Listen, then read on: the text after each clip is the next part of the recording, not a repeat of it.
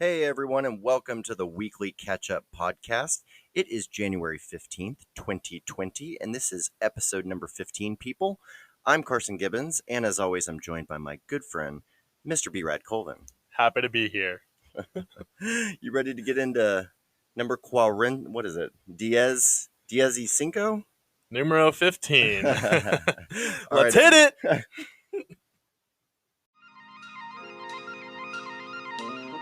It's the weekly catch up with Carson and Brad.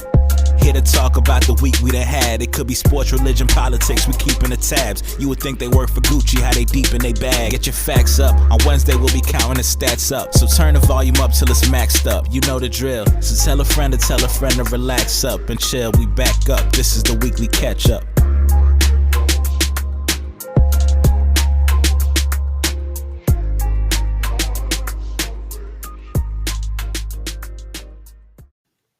The word that you were looking for was quince. Are we just going straight into the episode? Yeah. Okay. No mic check? Oh, mic check. Mic check 1 2 1 2. We're just going to assume that this is recording the rest of the podcast. How are you this week, Brad? I'm doing swell. Dude, you got out of the car and I immediately was like, you look younger, thinner, more handsome. Like, Wow. What are you doing? What's going on? You cut your hair off, right? So I shaved my beard. Okay. I never realized that it gets as thick as it does for you. Yeah. So that always, makes me look a little younger once that thing cuts off. But I've also been working out here and there, eating some, healthy granola bars instead of Cheetos and stuff like that. So. What's your granola bar of choice?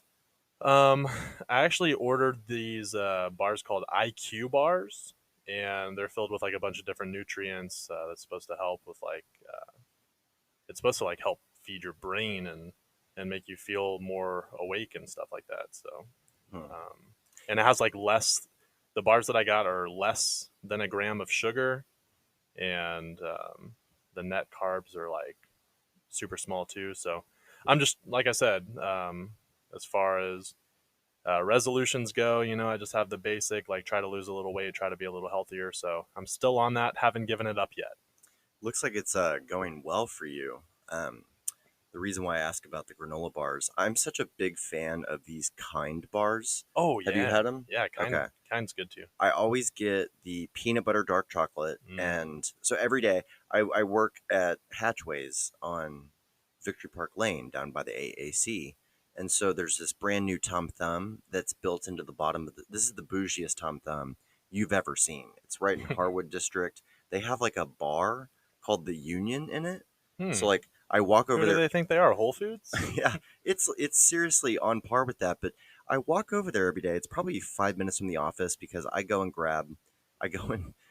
take a banana off of a cluster in the produce section and I grab a Kind bar. Yeah. And then I walk back and I eat it in my little pod. And that's kind of what I do during the day. And so our front desk girl was giving me some crap, yesterday. I think she saw me walk in and she just kind of shook her head. I was like, what's up? You judging? What's going on? She goes, we have that stuff here. And I was like, but I don't have to walk that far to you. Yeah. Plus, probably cost an arm and a leg. Like my lunch order every single day is $1.75. Really? Yeah. That's amazing. Banana and a Kind bar. Yeah, I've been substituting my lunches for the type of bar as well. So. Really? Yeah. That's where you see the results. Yeah, okay. I'm hoping so. If you're out there and you're like Lizzo, shout out. Man, folks, listeners, that gave me so much heartburn last week. I must have listened to that portion of the episode 50 times just out of fear. And anyway. In the famous words of Big Boy from Outcast, big girls need love too. Okay. No discrimination here, squirrel. I'm not going back. I'm not going back there. So, but my main point is if you are trying to drop a few, intermittent fasting is a must. And you simply have to cut out a significant portion of calories. Like, I remember when I was on a roll with eating and drinking and all of that stuff that, it's just bad lifestyle options. Like you're staying up too late, you're eating a lot of cheese fries and things like that. Yeah. Whenever I did that, whenever I had a plate of cheese fries at 9:45 on a Tuesday, the next day I was thinking about Chick-fil-A for lunch by 9:30, 10 a.m. Mm-hmm. But the discipline of like, if you have a banana and a kind bar, I like to do it as late in the day as possible for lunch, like 1 or 2 minimum. And I kind of have it just structured so that I stay pretty alert and sharp throughout the day. I want to eat like a squirrel, and then I want to come home. I want to have my measured 1,700 calorie dinner. Mm-hmm. Like I know exactly what it is at Chipotle or other staples that I go to. But if you eat 1.5 meals a day, that's gold. Yeah. So I'm working my way to that because I'm a bigger dude, and honestly, like it has been a little difficult because I just get hungry, and like I feel like I probably could have made my portion sizes a little bigger starting out, um, but like I'm really dedicated to this weight loss thing, so I'm going a little more difficult on myself. But I have been getting like these hunger headaches, um, which most people wouldn't recommend. But I have my own way of doing things. So. They also say that you attain this certain level of clarity once you've started cutting into like burning your body fat, and like your metabolism has like it's back at break even or whatever it is, and Yeah. it starts digging into like the negative. Essentially, that's when your brain is like just firing off on all cylinders. Right. And so I don't know, like often I'll feel maybe rejuvenated if I have a nice lunch, and it's something that I probably should do more of.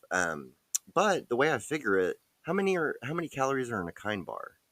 Like I gotta think that probably like 210. I'm getting at least, what do you think, 300 calories Yeah. throughout the day. Trying to focus on cutting out as much coffee. Mm-hmm. I was talking to, I think it was Shelly on the phone last night. I was like, yeah, I'm cutting back on coffee pretty significantly. Like I had 5 cups today. And she was like, if I had 5 cups, I would cups. die. And I'm like, My heart would stop. oh, but I'm like, throughout the day, like from the time I woke up until the time I went to bed, 5 cups, that's nothing. That's crazy. Are you serious? Dude, I can't even tell you the last day that I had coffee. Like I just don't. Oh, you're one of the... Dude, funny story. Do you remember hosting me at your Maryland apartment Yeah. and me waking up on, what was it, a Saturday morning? Yeah. And finding out that you didn't provide coffee at Brad's bed and breakfast? I don't think I've ever seen somebody have the meltdown. I'm lucky I didn't lose our friendship that day, because I'm pretty sure I like threw stuff. He did. He did. He threw stuff. He threw, it's like some remote or like something came off of something that you threw, and I was like quietly like picking it up for you and putting it back. I know, it was. I embarrassed myself because I just had this weird moment where, and I was more like that back then. I do better at this even now. Yeah, I would say so. Even like what, a year and a half, 2 years later. But the quick, I don't know, it's such a dude thing in some ways, but destroying an inanimate object, or just messing with something like these blinds that I have in my house are not the original set, and I'm missing half the blinds on the second set, because if they don't want to go one day, if they don't want to blind over to the left, I'll just be like, okay, and I'll just destroy all of them. I'll just take them all down, Yeah, so I'm stomping on them. Carson's in my apartment, and I'm like, yeah, man, we can go get coffee. And he's like, you don't have coffee? And just chunking stuff. I'm like, dude, there's a McDonald's like right across the street. We can go. And like, so we go downstairs, we get in my car, and like, it's just dead silent. And I'm just like, oh man, I really messed up here. I should have been a better host. No, not at all. But we got you that coffee.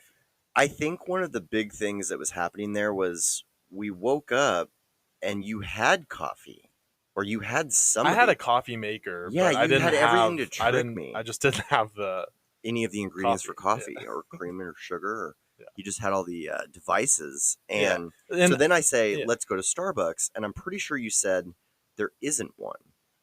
Yeah, the closest Starbucks was like 15, 20 minutes. It was out of range because we already had to get showered and go. Pretty sure we were going to DC, or brunch plans. We were going to Baltimore. Yeah. For did we go to Baltimore? Yes, for state. We went and visited Stacy. Okay. I'm forgetting and how your sister was in town. Yeah, I'm forgetting how I split that trip up, but that was one of the best trips in recent history.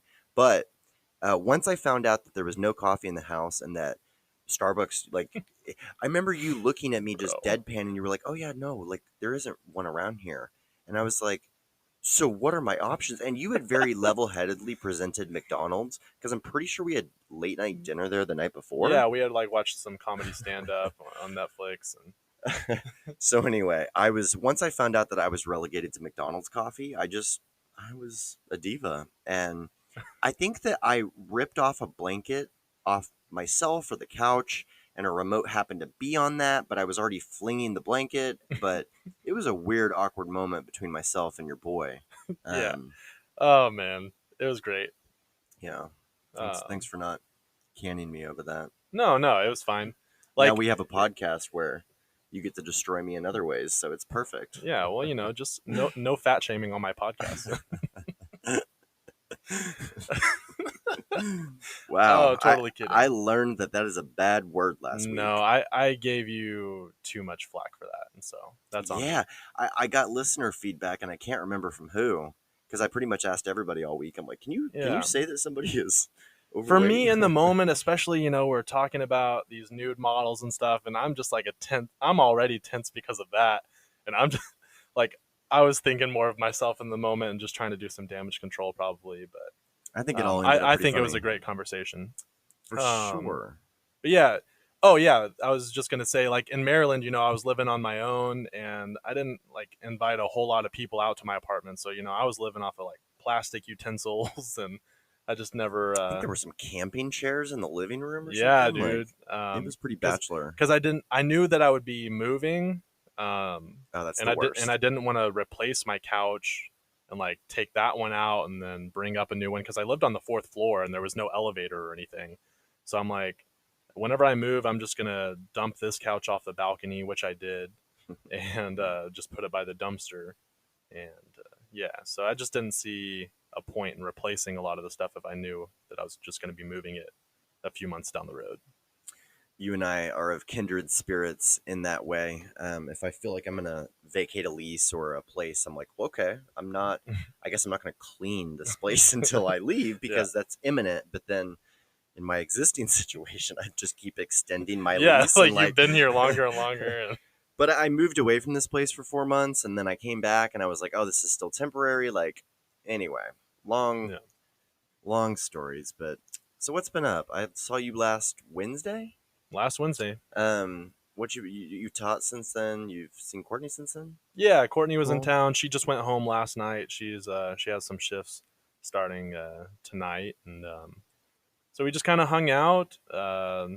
Had basketball games with our students. They've been winning like all of their games. They had a game last night and they won by like 50 points. Oh, and they didn't even start their starters. Update on the prima donna kid that he came up to me and he hugged it out and said he was sorry, and we're cool. He's been passing the rock a little more. He's still, he could still pass it more, but he's been doing better. So there's been progress there, which I'm happy about. So he didn't quit the team.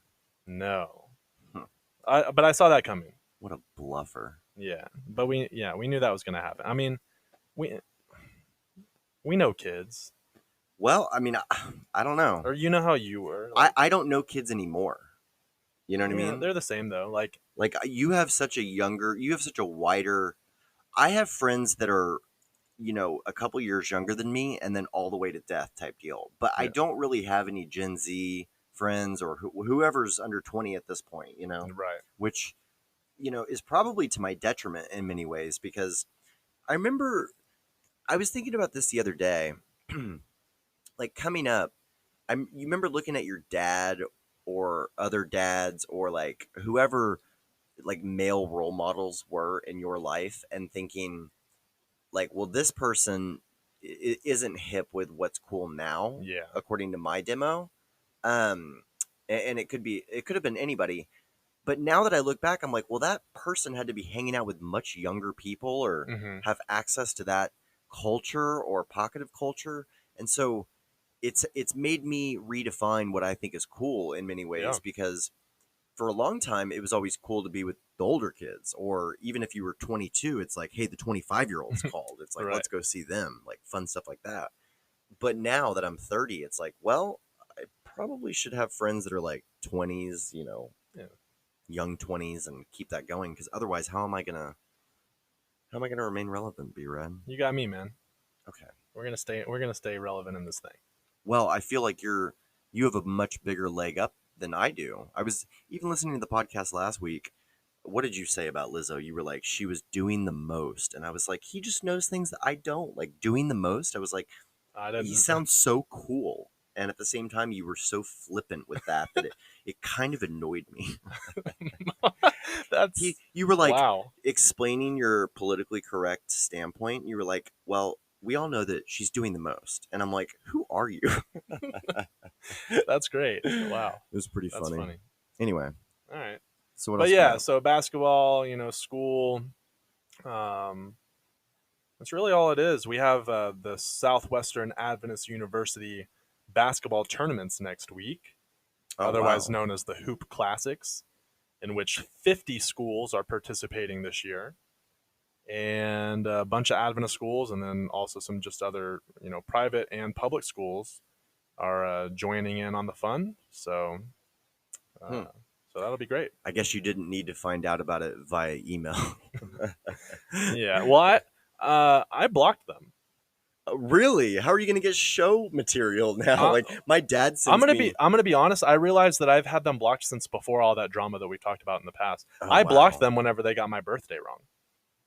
Oh, wow. When they sent out that email wishing us all a happy birthday, like in November. You blocked them? Yeah, that was like 3 years ago. I was like, you don't know my birthday and you're asking me for money? Nah. That's so funny. I'm out. Yeah, I won't give them $1, son. Unless it was like for specific reasons. Yeah. I'm not going to give them $1 until I can give them like $1 million, Stuff yeah. like that. That's how I feel. If you're going to give them $1 million, like I've done more for you than Southwestern. Okay. Well, maybe if you send me some raunchy photos, I'll give you $10 to slide in my DM, B-Rad. That's how you can earn my affection. Well, a lot's been going on in the world, dude. Is that so? Yeah. Okay, I'm gonna keep it real. I was like barely I was pretty much drowning whenever we were talking about politics last episode, and I don't really know what's going on this week other than just the headlines. So I'm gonna rely on you. If whatever you want to talk about, and if you want my opinion on certain topics, I got you. But what I'm not gonna act like about? I'm not gonna act like I know. I read that our girl from Suits and oh yeah, the Royals are like stepping down. They're stepping down. They're trying to move to Canada. I believe so, and they're just gonna they said that they're. I guess once you step down, you no longer get like the royal money, but whenever you are part of the royal family, like you're not allowed to make income elsewhere. Is that? Do you remember reading something about that? Don't catch me lying, but yes, there is some sort of like split based on how you spend your time and how close to the fold you are. Like, yeah. And so they're planning on just going independent. They still get some sort of like per diem or allowance, correct? But it's not the same. It's like a fraction of the overall financial income that they would get if they were to remain. What do they do all day? Like, I don't really know. I was actually in this whole story, I was looking up their social media, or I saw a Twitter handle, and I was like, there's an entire brand surrounding like the Royals. And it's just so funny that like in the democratization of technology, and like we're in 2020, like nobody believes in royalty per se, except Hallmark movie watching girls, maybe. Yeah. But I don't know. That whole story is weird. And I had heard that she had put out some feelers for some acting. Yeah. Well, and I thought directing as well, but I could be wrong. Man, if Meghan Markle isn't in front of the camera, that set should be burned. Like, that's a waste of talent. That's right. Give me a Suits spinoff. She can star direct, but Rachel Zane will forever be. That's right. That's our girl. The goat. Yeah. What is his plan? Is he just gonna? He's just gonna be that trophy dad. Okay, yeah. Is he not? I don't know. I don't know what he could do for a living. I guess he could fundraise on other people's behalves, or yeah. I mean, he could just go back to making appearances at Taos in Las Vegas, but I don't think that worked out so well the last time. I mean, they would get so disrespected, like in the headlines throughout their stint, ever since they, even whenever they were just dating, that I can't imagine they won't be able to help the world more now that they're stepping down from that position. I feel like the public eye will be off of them once all this blows over, more than it has been in recent years, and that they'll just be able to do their own thing and contribute how they want to, without the expectations of like being in the royal family and all that. All that comes with that. I disagree. I think You they're do. going to be more in the limelight than ever because the quickest way to get to, shut in obscurity in this situation would have been to age as a royalty and stay behind the castle walls. Like I can't name every member of the royal family, and not all of them have the same importance level to, I guess, the brand and the world as a whole in terms of. But I think they'll be, after this blows over, I think they'll be more known for their work and like all the projects that she's working on, rather than, they were. Oh, I parts of get that royalty. point. Okay. That's all that I meant. Oh, I'm sorry. I totally missed that point. I was going to say, like, I feel like they're going to be at an all-time high in the tabloids. Like, the minute they get some sort of house in Canada, it's going to be like, look at the small dwelling Right. that they have now. Like, from fame to, all To the the headlines are going to be shanty. written. Yeah, exactly. Like, Yeah. I mean, they've just done a number on them since he incorporated Meghan into his life. And Right. just, I don't even know all the ins and outs. And we've discussed it on this show before. Like, Yeah. I think some of it is outside of the norm. Some of it is kind of some maybe subtle, not so subtle racism in certain Yeah. points. So I'm not really sure, but that has been, it's got a lot of news coverage. So they had to go have a meeting with the Queen, right? Yeah. So they went to her residence, and she basically said, "I don't want you to do this" or something. Yeah, that's what it appeared. So, and they just said, They're like, sorry, B. What's the next move here? What happens? I mean, she's gonna go produce her movies or act in her shows. It's significant that they're going to Canada, though, because that's also, well, it has Parliament, and Mhm.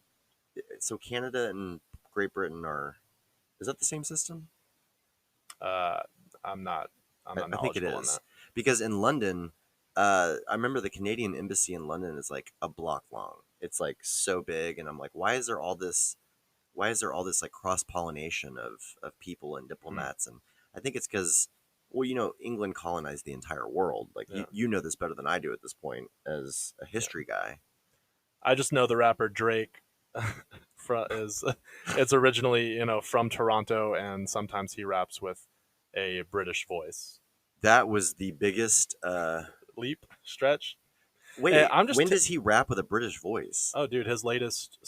Check out "The War." That's like the latest song that he dropped. He does it often, just not on his big radio hits. You've never seen him like drunkenly talk like after a Toronto Raptors game? No, Oh yeah, he'll throw in a bunch of different he's like, bruvs. what a night, isn't it? It's not that Cockney, but yeah, there's some British slang in there. Man, I was on the phone with a client in London recently, and he's like, what was he talking about? He was talking about some sort of deadline getting pushed back, and he's like, "It's the way it goes, isn't it?" And I'm like, "Oh shoot, INIT, in it, In it. Um, Okay, so yeah, I read about that. What else we got? there was a lot of big NFL stuff. I thought the Chiefs' comeback over the Texans. I thought about you because I was like, I'm so glad that you wanted the Texans to go all the way. And I thought about you. And you were so excited. You must have been so excited in that first quarter whenever they went up like 14 or 21 nothing. I wasn't watching the game. And then the Chiefs come back and just... yeah, man, they blew it. Patrick Mahomes is my homie. I love him. They are so fun to watch. Yeah. That was the highest scoring first half in the history of the NFL playoffs. Yeah, that was wild. It was. I think that was the main game that I actually watched. I didn't. And watch then Packers what was it? Seahawks. 42 unanswered points. Yeah, something to that effect. At one point, it was a very high scoring game, but yeah. But then your Baltimore Ravens also. I saw that. I didn't watch the game, but they lost. I almost wasn't mad though because Tennessee is in a similar situation, and that it's like a small market, and watching Henry run the ball is super fun. Like, well, they've been the underdog for the past several games, and they're just surprisingly knocking out all these teams, and so I want to kind of see them keep pushing forward. Catch me up on their head coach, because did he play for the Patriots like when you and I were maybe in our 20s or something? Like Mike Vrabel? He's so young, and I could have sworn that I knew him as a player, either growing up or something of that effect. I could have sworn he was on the Patriots back in the day maybe so. as a player. I'll look that up while you continue to talk. That's funny that like peers of Tom Brady's or even people younger are coaching, getting head coach jobs. Yeah. And have you heard anything about his future since they got exited so early in the playoffs? No. I just didn't know. I assume that every year, like when you're Well, 43, all he did was say that he doesn't see this being his last. He doesn't view that game being his last game. Gotcha. So he'll be back. But yeah, Mike Vrabel, the guy that you're talking about, he played for the Steelers and then went to the Patriots, like you had said. Man, okay. Yeah.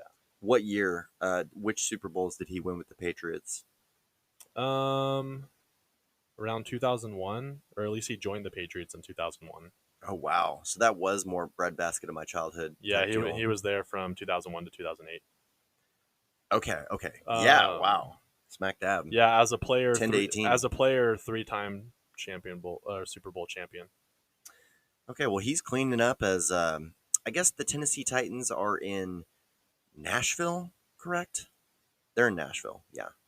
They would have to be Nashville or Knoxville, but I think it's Nashville. And man, just watching their running game is so fun. That guy is like a more fit, taller Marshawn Lynch or something. Like it's like watching Jerome Bettis from back in the day. Just 3 and 4 guys on him, and he just runs right through them. Yeah, it's a lot of fun to watch. What did he have? Like 400 or 500 yards rushing in like 2 games? Yes, I think that was another record. Yeah, like he's put that entire state on his back. Yeah. I was listening to. Do you know who Nate Bargatze is? No. The comic. Nope. The stand-up from Tennessee. Still no. I'm really surprised that you don't know his work. He's selling out theaters. He's got a special or 2. He's been all over late night, but he's substantive enough that you would have caught on to him by now. If I see a picture, maybe I'll recognize him, but the name I don't recall.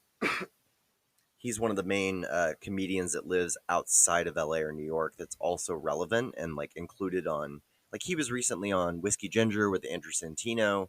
He's been on, I think he's been on JRE potentially, but he lives in Nashville, and he's a really, really funny guy. And he was recently on one of the podcasts just talking about how the Titans, Sports Center and the big media blocks, like they favor Northeast based teams, like East Coast teams. Yeah. Like the Knicks, I think he was saying like the Knicks could be 0-50 and they would still be getting wall-to-wall coverage, whereas like a team in Tennessee, for instance, it's going to require them winning the Super Bowl to really get adequate coverage, essentially.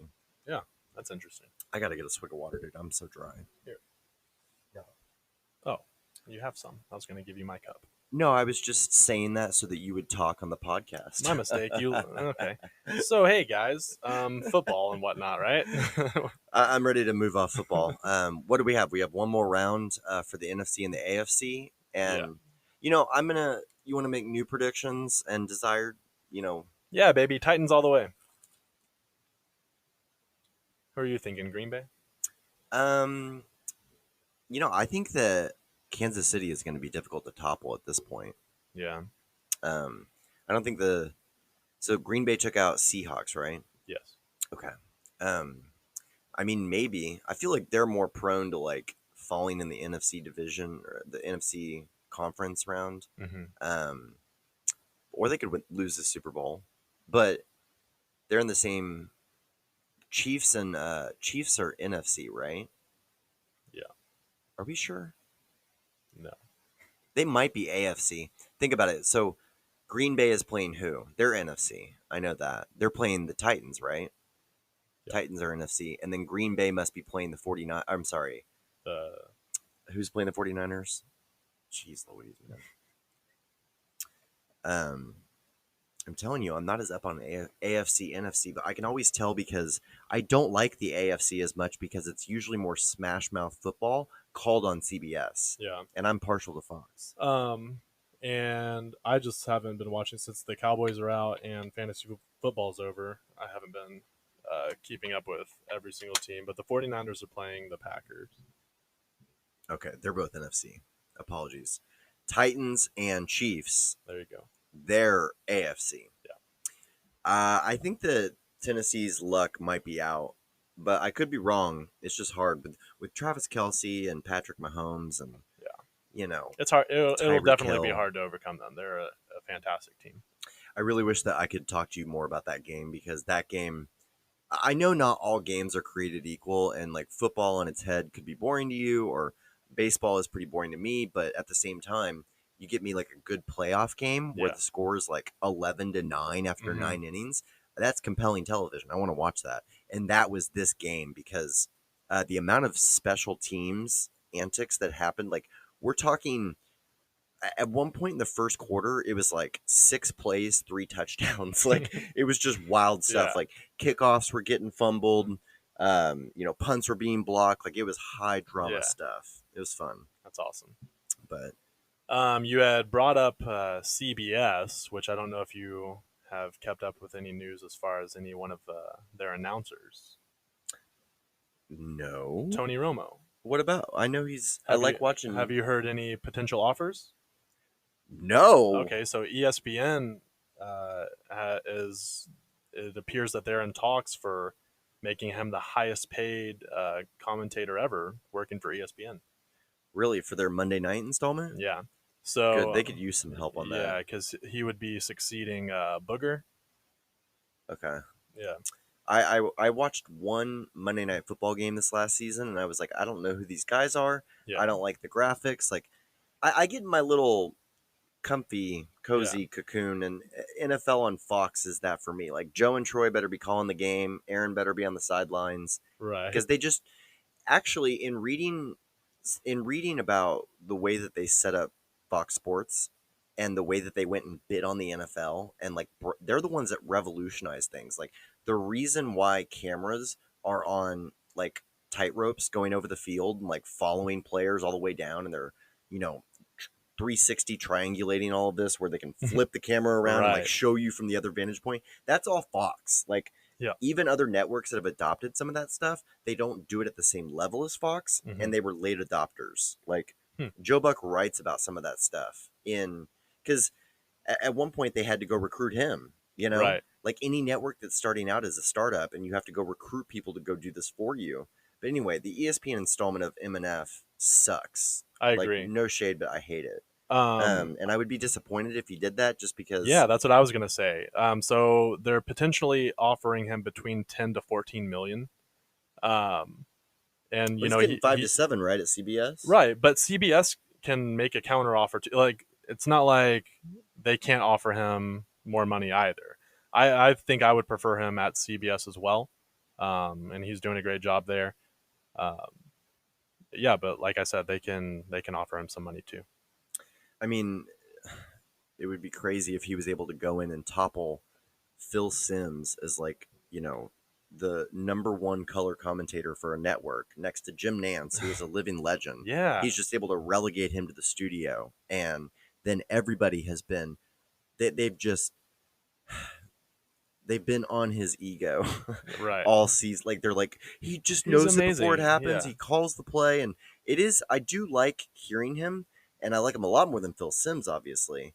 But to go and just take that number one spot, because you recognize how like they're CBS's number one team. Right. Any national game they're calling, same as Joe and Troy on on Fox. Right. So for him to abandon that, I don't know. I think the smarter play would be for him to stick with It CBS. seems more timeless, and it seems like with what they broadcast that it would give him more range to do more things in the future because he's also an avid golfer and actually will sometimes, I think he missed the cut at the Byron last year, but he'll play little tournaments, he'll do all of this stuff, and I can't help but wonder if maybe he could do some sort of fun side gigs with PGA Tour in the future. through CBS. Yeah. CBS seems like the more timeless Yeah, I agree. decision. ESPN, it just seems like they're more like, let's get a good headline, or Something happened I don't there. know, some like crazy. I just feel like they're always like in it for like crazy antics and different stuff like that. Like they, like you were saying, CBS is more timeless. Like I view it as more like prestigious, which is maybe another way. Another Yeah, way the of way that I putting it. use it is the same exactly. Yeah. It just seems like Pat Summerall called. Was he on CBS or NBC? I don't know. Okay, never mind. It just seems like to become a living legend. Where, think about it, he just needs to stay right there because as it is, he's going to be in every American home, bar, and Buffalo Wild Wings every Sunday, all afternoon for the next 40 years. Right. I mean, that's how you indelibly leave a mark on broadcasting, on generations of sports fans knowing who you are. Like that's the big play for these guys. Now, whenever you said, have you heard about the deal or whatever, I thought you were going to tell me that he was getting an offer to go coach somewhere or Oh, be a quarterback's coach or something like I that. mean that would be cool too. I don't know if you. Uh, I don't know if he's been so successful as an announcer, but I don't know. Maybe he would take a coaching position. Who knows? My mom used to say that she thought that he was not focused enough and not crazy enough. Like she used to say something to the effect of, "He's too well rounded." Like Hmm. back when he was getting like when he was dating Carrie Underwood and Jessica Simpson, and Right. with his current wife is gorgeous, and he's got kids. He's like a scratch golfer. He's talented at all these different sports, and then he gets on the microphone and he blows us away with that talent. She's like, he's just too good at too many things to Right. go out and win us a Super Bowl at that time, Yeah. Like she was like, Tom Brady, you don't see him in anything other than the Other field than throwing the ball. or Ugg boots, Yeah. That was good. You're welcome. Yeah, I like that. Yeah, so that's what I got on that. What other news caught your eye this week? Oh man, I caught a little bit of the Democratic debate last night, which was interesting. Okay. Um, Anything that stuck out? yeah, like the overall format has gotten more contained and respectful, I would say. Okay. It was weird because we're down to like, I don't remember how many were on the stage last night, but it was one of those situations where you weren't eliciting an audience response, whether it be clap, boo, agreement, anything, for every answer. Like it was very Hmm. much, it was almost more intimate, and like the very serious contenders were there. And the top four were not willing to. Actually, this leads into something I did want to discuss with you. The top four were not taking jabs at each other because the way that the Iowa caucuses work is such that you don't want to necessarily ostracize yourself from other people's voting pools. Yeah. Do you know how this process works? No. Okay. I don't fully either. I was hoping you did, Oh, but I thought you were gonna. caucusing is different than just like a straight vote where it's like, hey, Pete Buttigieg got 1,000 votes and Biden got 2,000, so Biden wins. It doesn't work that way. Yeah. The way that it works is like it's a literal caucus where like you go to like the community center and they literally talk it out on a county by county basis. And what they do is you have to reach a consensus within the caucus, like the group of people, Yeah. with at least 15% of the voting members of the caucus supporting a particular candidate. But if no particular candidate could get to maybe that threshold or maybe some other threshold, Hmm. it's a possibility that if the vote is spread in such a way that you have to resort to like a second best option where it's Right. like, okay, not everybody agrees on Biden. Who is everybody's second choice? It's like this weird Yeah. weighted system where Buttigieg could want to come in second Hmm. on like just the pure vote because if Biden couldn't get that threshold and they have to go and like remake their case or something like that, he doesn't want to ostracize Biden voters knowing full well that they might have to get behind him. Yeah. So it's more of a consensus building situation. So they get like a short allotted amount of time to convince these people, like, hey, I should be the primary candidate, and then these people go and take their vote. Am I understanding that? No, it's like a literal workshop type process. Like every single county gets together and they're like, "What do you think?" And what could happen is that if there's 10 candidates to choose from and each of them have 10%, like you have to all come to an agreement on somebody. Got it. Okay. That person needs a minimum 15% threshold or something. Like Chris Cuomo was breaking this down in the after debate. Somewhere I know that there's history majors listening to this right now, and they're like, these guys are mentally Idiots. afflicted. Like, I said at the top of the podcast, I am ignorant when it comes to politics. oh, and I want to say the same thing for myself. I'm not presenting any of this as fact or whatever. I just enjoy riffing on it, honestly. And I think that it is interesting that we always start with Iowa, and Iowa sets the tone for so many subsequent state elections, which are a more traditional voting system of like, how many votes did you get? Right. You know? Yeah. What's the news? Yeah. So we're 19 days away from that, and this was the last debate leading up to that. And anyway, I thought it was interesting. Bernie is too old and kind of demonstrated that at various portions last night. Like Elizabeth Warren at one point goes, I am the only candidate in the last 30 years that Who has hasn't lost. Yeah. Yeah. Did you see that part? Yeah. And then did you see what he said? No. Oh, Bernie like stood his ground. He's like, I also defeated a Republican incumbent. And he goes, do you know that, Elizabeth? And she was like, when was that? And he was like, it was 1990. And she was like, okay, Bernie, that was 30 years ago. And like it came on the heels of, have you heard the controversy about what her campaign released this week? Hit me. So apparently, this is really awkward, but Bernie is said to have commented to Elizabeth Warren, I think about 3 or 4 years ago, or maybe 4 or 5 years ago, that a woman couldn't be president. It wasn't viable. It wasn't feasible that a woman could become president. And so her campaign released this week, or confirmed the rumors. And I think that she went so far as to confirm them to the media in the week leading up to the debate.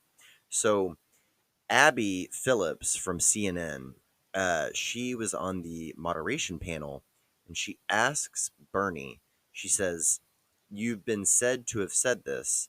Why did you say this? Do you still feel that way? And he was like, I never said that. I never said it flat out.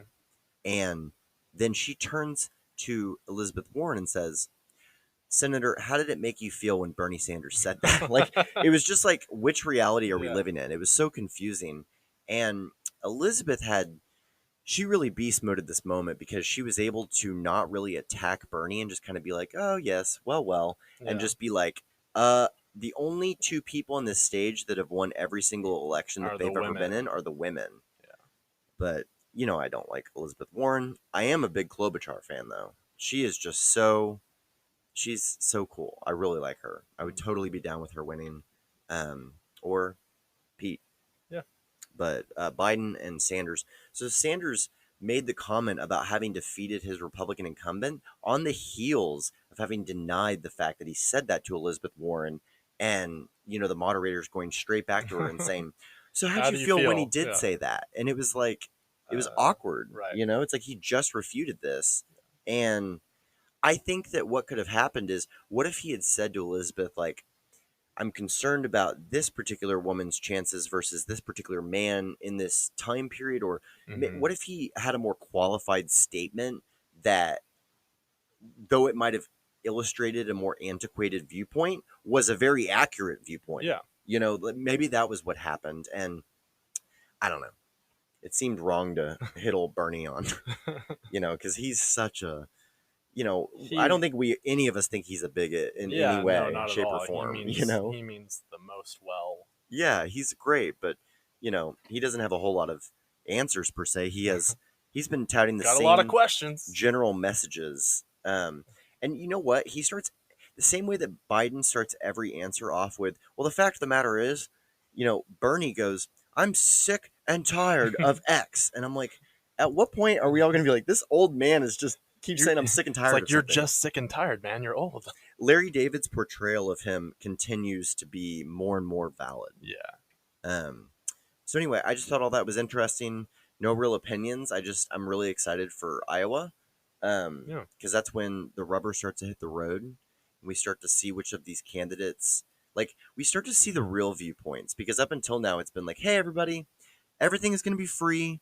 You're not going to have to work. AOC is going to be president. We're going to live in this la la land. Mm-hmm. And now that it's paring down to like real solutions, real mainstream voters that they're going to have to go after and take votes away from Trump, we're going to see where they really stand on all this stuff. Right. You know, because everybody in the Republican primary starts super right and then they get progressively more center.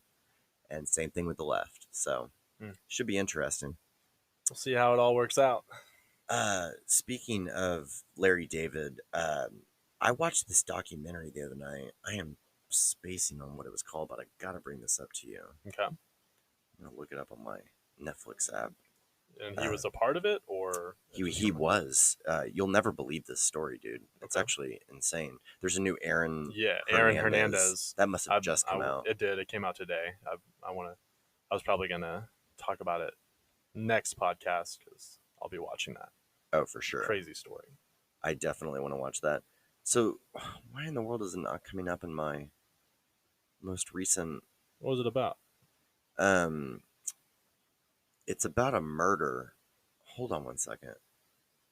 Larry David. I should be able to run this search, right? Long shot? Yes. Okay, thank you. I'll look that up. Mm-hmm. So Long Shot is about a man that was arrested for a murder, and that he couldn't have committed because he was the Dodger game at the time. Oh. Okay. And what was crazy is that he actually goes to jail, and his criminal defense attorney just goes hog wild on this defense.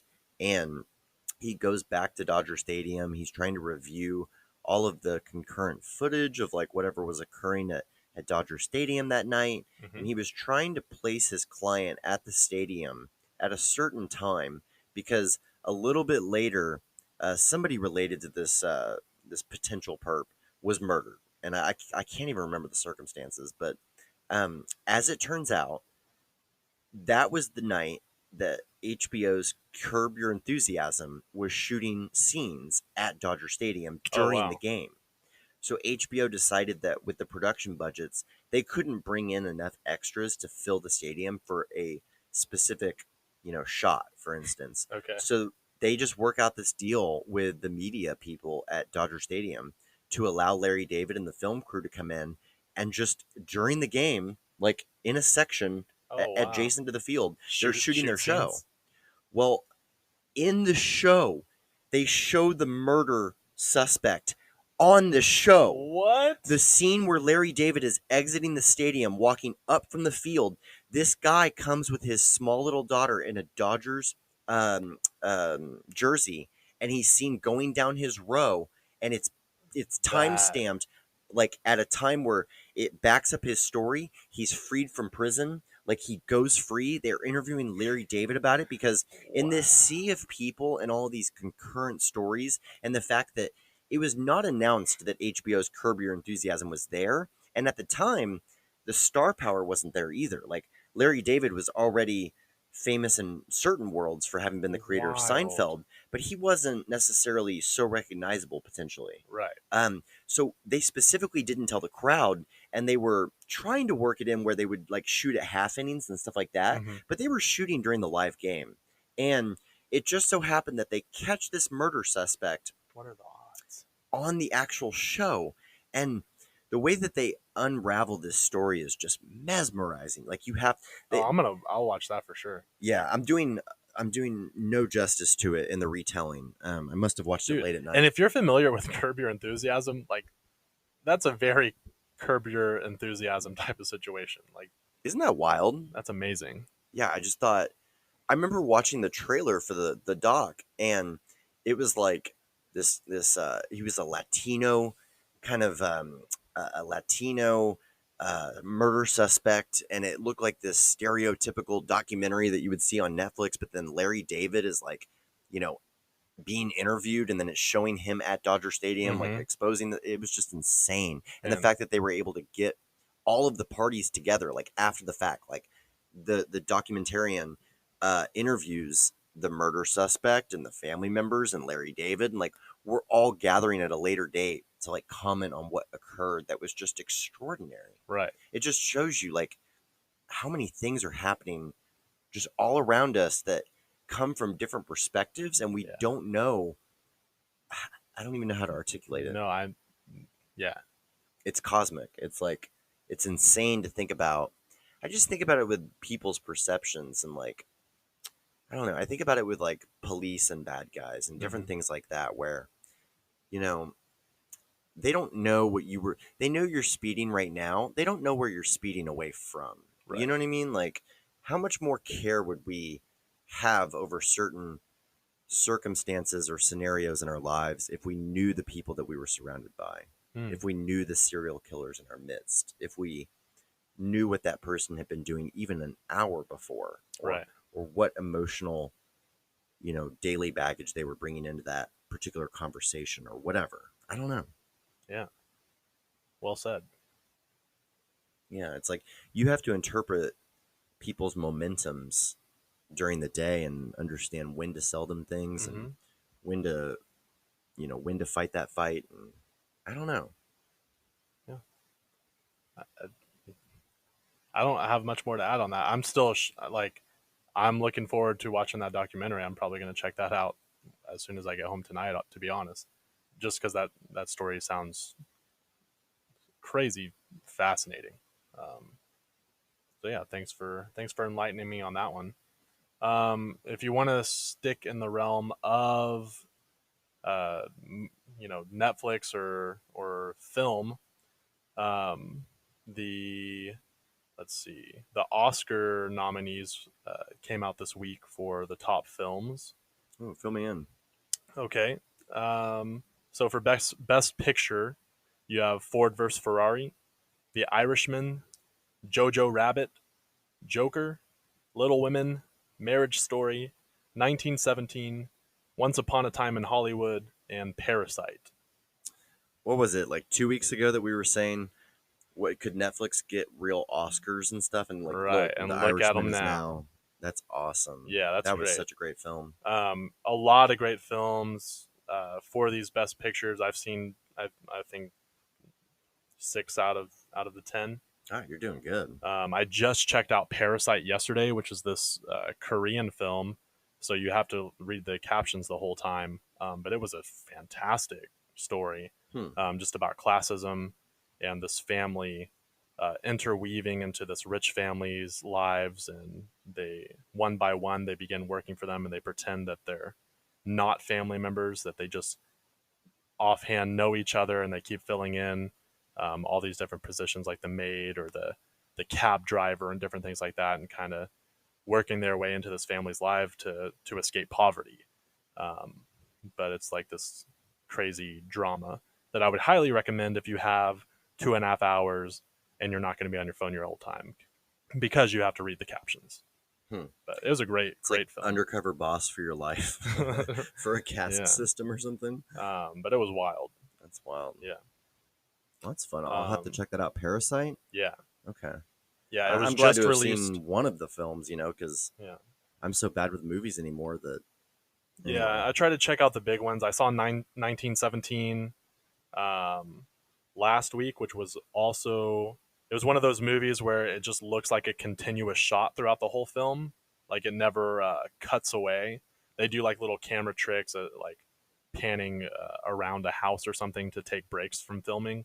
But the actual film looks like just one continuous shot. And it was just about a story during World War I, where a letter needs to be delivered in order to stop their troops from being ambushed. But also another great film, so we'll see. What's that new? I want to see that new film by Clint Eastwood about the Atlanta Olympic bombing and how it's a guy's name. I think that it was insinuating that someone got framed or there's some sort of setup. Like, I wanted to see that one. Richard Jewell? Yes, that looks amazing. Did you see that? No, I have not. Okay. I really want to watch that. Yeah. So as far as my top picks for the Oscar nominees, I think it would be great to see Parasite win, just because it's the first Korean film ever nominated, and just in a seat like. No doubt there were great performances all throughout, like Joaquin Phoenix and Joker was just, super memorable, very good. Um, but Parasite was just like this really good original story. I never saw Jojo Rabbit, but I kind of wanted to. It was about this boy who has an imaginary friend in the form of Hitler, and it's just like this. Whoa. It's satirical commentary, on like Oh, is this on the this one with little ScarJo? German. No, I don't think so. I believe Is it? so. It could be. I think that I saw somebody. But like it's about this little German boy, and it just kind of pokes fun at like all the propaganda that was pushed on them growing up. Oh, you're right. She's in the film. So anyway, that one looked interesting, so I will be checking that one out sometime in the near future. But yeah, definitely recommend 1917, Parasite, Once Upon a Time in Hollywood. If you're I want to see that. I still of haven't seen Quentin it. Tarantino, yeah. I love Quentin Tarantino. All right, you ready for the week's must heard? Oh, we got a must heard from Carson Gibbons. This was one of the big disappointments about last week's episode is that we Ah, totally teased this and then we Epstein. never talked about it. So Hit me with that, Jeff. okay, don't say that again. We got some Epstein news for you, folks. Picked up First some of all, steam on the Steen. It is so funny that CNN literally just posted a headline that goes, Jeffrey Epstein allegedly sexually abused girls in the U.S. Virgin Islands through 2018. And Didn't we already looking at know the this? date. I'm like, what, Wednesday, January 15 of 2019? Yeah. Like, no duh. Yeah, you're a little late. So apparently, there is a new lawsuit. There's been a lot of updates, actually, but did you see the photos that, I don't know how many are leaked and how many were actually, taken professionally or whatever, but I have not looked into the story since the last time we went like on a long snap, long man. rant about them. So you might want to give it a Google because I probably don't have all my facts currently. But they released basically, that the video service went down in the jail in that wing suspiciously around the time of the murder or suicide or whatever happened. They also they showed pictures of the cell, and he had like 10 uniforms, like 10 jumpsuits in the cell. There was also never a photo of him taken in the cell at any point. But they do have post-mortem photos. Are there typically photos of people taken in cells? I mean, typically anytime based on the break in his head or his jaw or whatever, like the way that he was found and the trauma to his body, the way that he didn't kill himself. Yeah, they would have, any person in their right mind would have treated it as a homicide or foul play or something to that effect, where they would have photographed the body in its original crime scene. You don't move if I killed you tonight in my house, they're not going to move you before they photograph you, right? When they come to find you. I mean, yeah. I'm liking this part. When they come to find your body all over my floor. Yeah, I don't feel bad for last week. Good. So anyway, they found all these uniforms in his cell, and like they were trying to conjecture like which tools he used to like hang himself, and it's also confusing. But anyway, new lawsuit filed Wednesday. So Epstein created a network of companies and individuals who participated in and conspired with him in a pattern of criminal activity related to the sex trafficking, forced labor, sexual assault, child abuse, and sexual servitude. Ooh, that one's my favorite. Of these young women and children, according to the lawsuit filed by Attorney General Denise N. George. The suit filed Wednesday alleges that Epstein used a system of private planes, helicopters, boats, and vehicles to bring young women and girls to his island residence on Little St. James. Okay. Maybe what this story is saying is that, first of all charges for like major racketeering and, conspiracy and a network and all of that is back on the table. Maybe the original ones weren't in the U.S. Virgin Islands. Because where was Sex Island? Where was the island that he owned for this purpose? I have heard theories recently that Isn't that it's the Virgin Islands? okay, Yeah. maybe it's the same thing.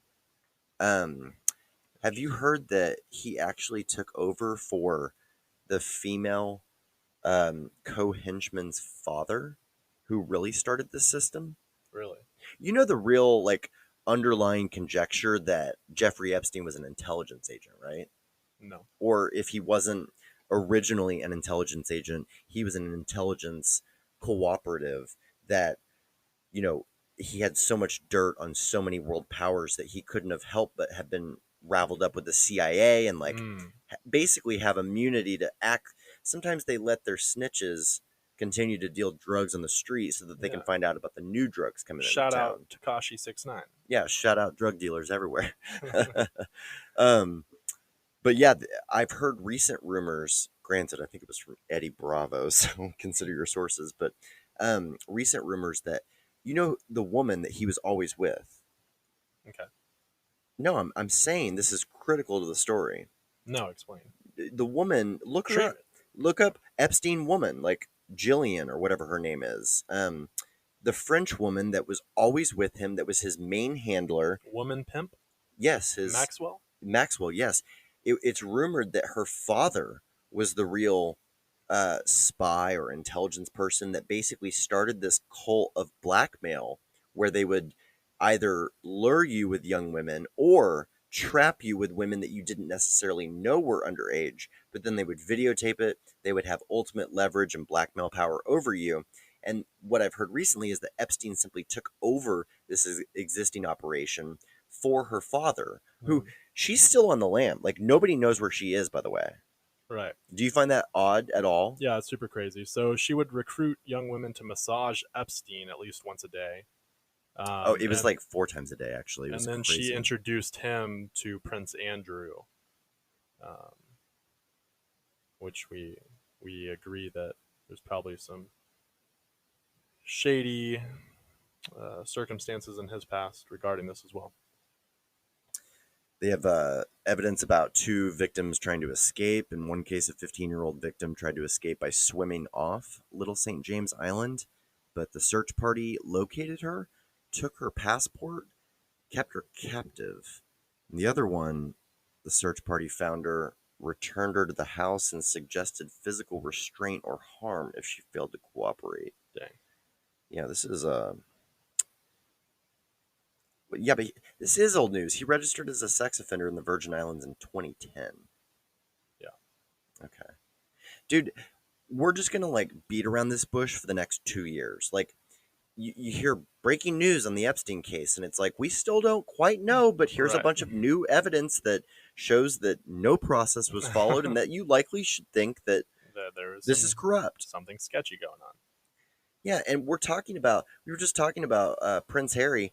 We're talking about his uncle, Right. having blackmail material on his uncle, as well as Bill Clinton, as well as other just mega powerful people. Yeah, high priority. Just insane. So anyway, that news has been swirling around. Wild.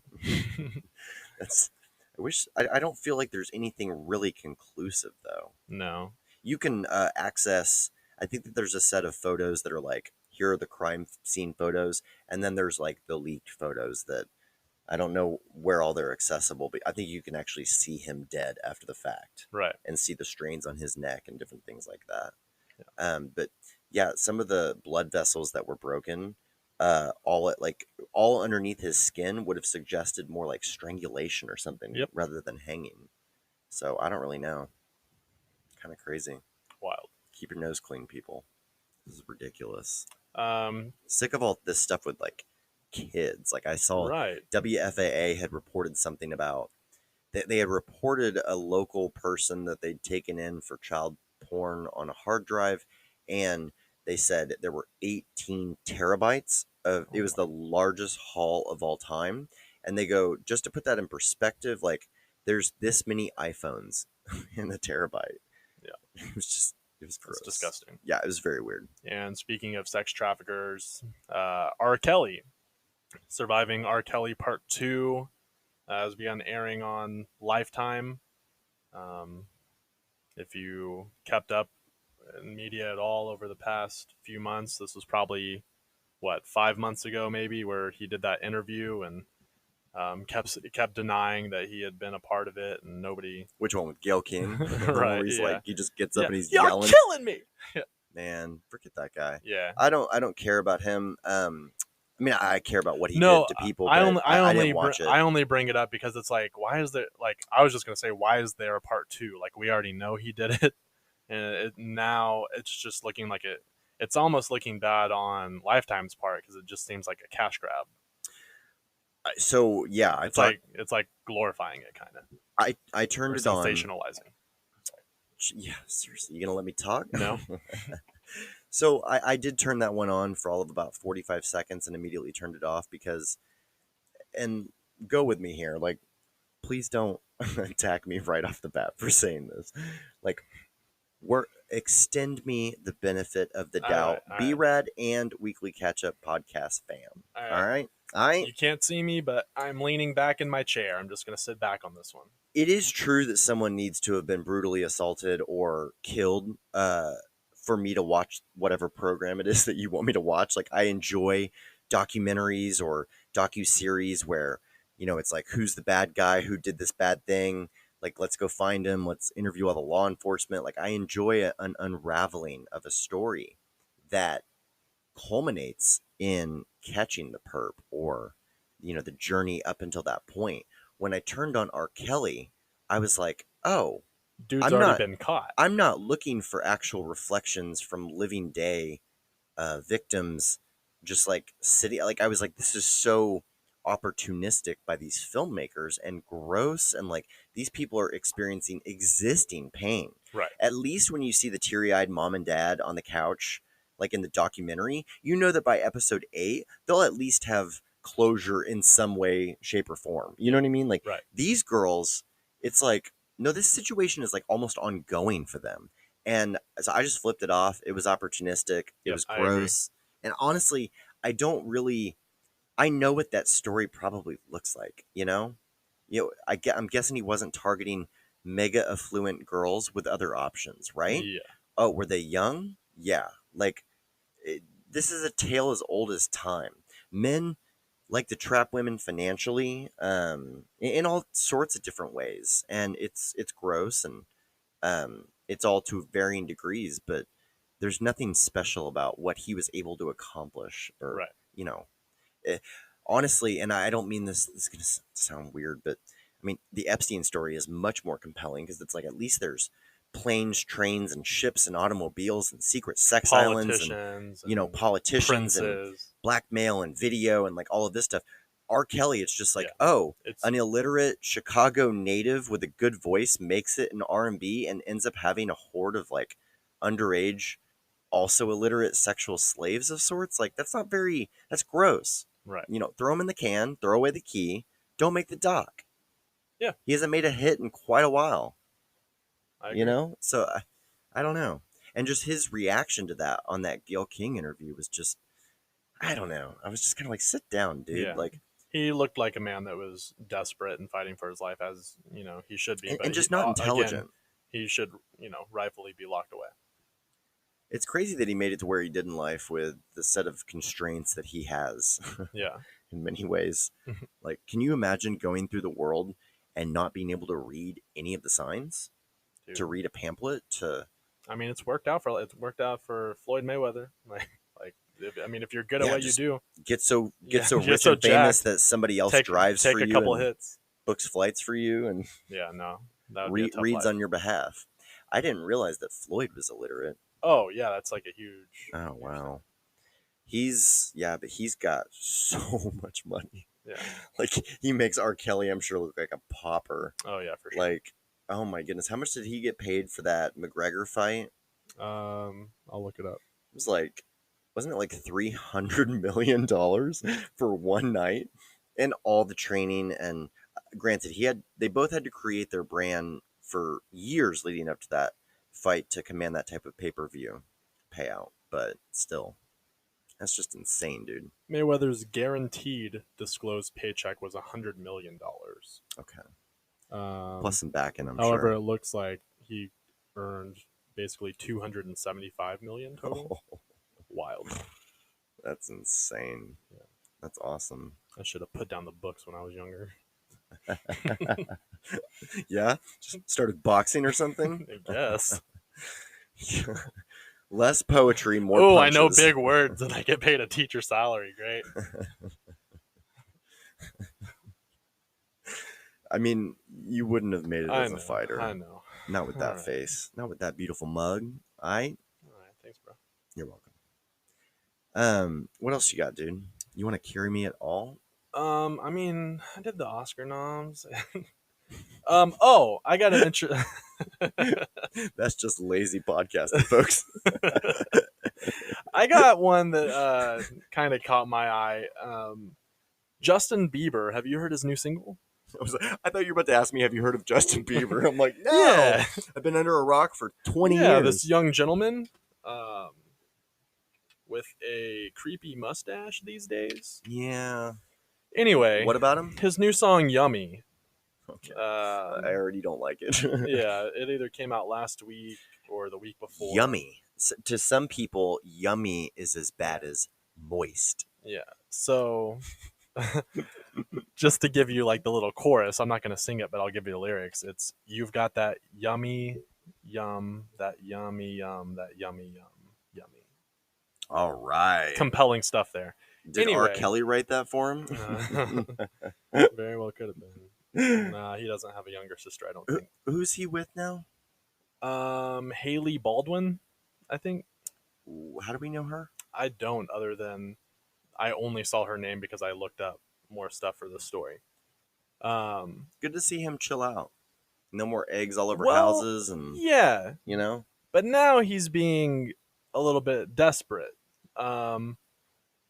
So whenever he released the song, he posted on his Instagram kind of directions for his fans and listeners, and I'll just read off some of the advice that he gives to his fans. So he says, you can go on Spotify, and he made this all like drawn up with artwork and everything.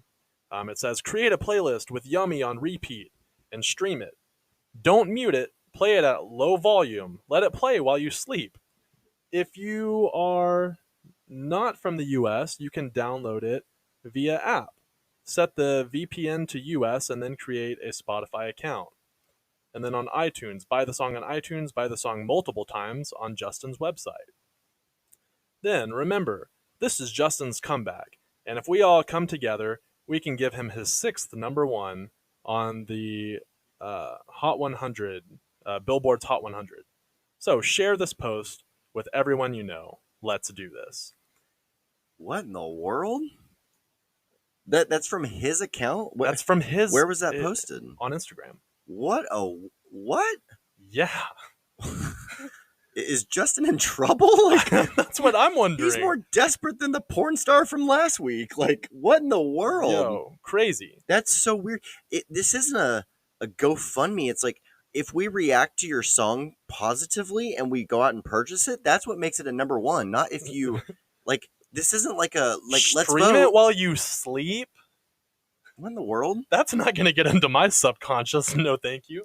Well, and why is he having you set your VPN for the U.S.? Like, why is he only concerned about because if you're out US of the listens? Well, because he wants to get the Billboard Hot 100 in the U.S.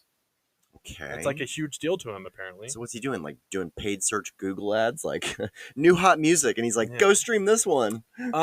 But for me, the icing on the cake is he did not get the number one song of the week. He did not land on number one on the Hot 100. Okay. Roddy Ricch did with his Ooh. song "The Box." Nice. Yeah, which is a super catchy song. Super happy for him. And this song by Roddy Ricch, it was not even like well promoted. It was not a single off of his new album. It was just a random song that had picked up steam from the app TikTok, which is like popular with the kids, and people have been doing like funny videos and stuff to the song. But yeah, so that landed at number one on the Billboard Hot 100. And Good. Justin Bieber had like kind of tweeted out, it almost seemed like a passive aggressive like congratulatory thing, like, Oh, congrats on your first number one. I wish I'll try to find it here in a bit. The actual tweet that he sent out, but How weird. and then Roddy Rich just tweeted out, "Stream Justin Bieber's Yummy." This is like a Following little, instructions, yeah, bro. a little shot back. But I just thought that was great, and how like it was pretty. To me, Justin Bieber is like a really, I mean, to everyone, he's a really successful singer and everything. So it's just kind of pathetic for him to have to post something like that. Well, and I'm not one of those liars. I'm not one of those, lying men that are going to sit here and say, like, oh, I don't like his music, because I do. Like, I would listen to it if it's a good song. But if you're having to plug it to that extent, I think it's just an illustration that the best things in life that take off are organic. And, Yep. to see Roddy Rich just pull something out of the catalog, so to speak. Yeah, and man. This was the throwaway for TikTok, and now it's number one. And, he doesn't have nearly the walking around cred that J Beebs Not does. at all. So that's pretty funny. But I did check out the album after all this came out from Roddy Rich, and if you're into rap, like it's a solid album. Oh yeah, I love Roddy Rich. Anyway, so I found the tweet. Justin Bieber said, "Thanks everyone, so thankful. Yummy. #yummy. Roddy Rich, you had to go and make a banger. Shake my head. Haha, you're the man. Love the song. Congrats on your first number one. Everyone go stream The Box," which is Roddy Rich's number one song. I don't think that was wrong, unless he capitalize first or No, uppercase the whole. If he But- didn't, then that's not a problem. That's a nice little that tweet. that tweet in itself isn't a problem, but I just feel like the links that he went through to try to get his song number one, and then Yeah, but then I don't know. he congratulate, like, and he did it in a real way. He wasn't like, "Congrats on your thing." It was like, "Man, you had to go and do this, SMH." Like that. That makes sense. Like that's what I would say to you. Like Alright, if that's we're in fair. a good spirited race or competition, like you want to win, but then you say, "Man, you had to go and like do better than me, huh?" Yeah. Like how guys do.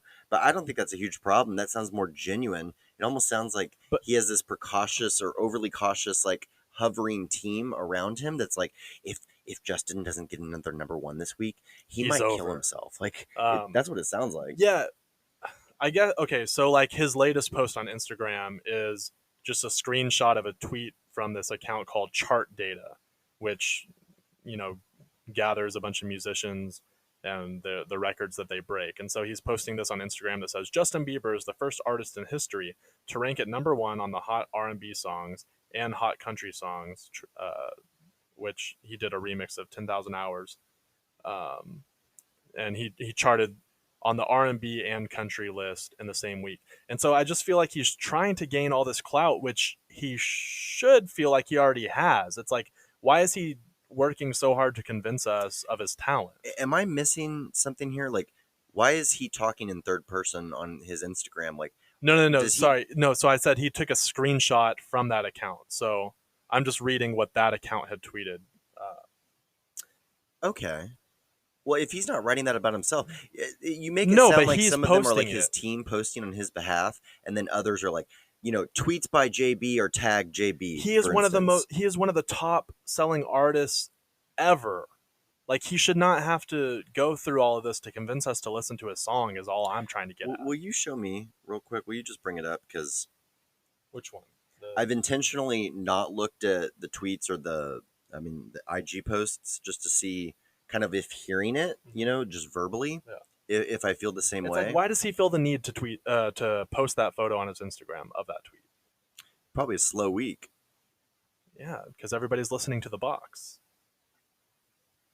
What's up with his account? Why isn't it just like a bunch of photos of him out on islands, like living a beautiful life? Like, this Instagram sucks. Yeah.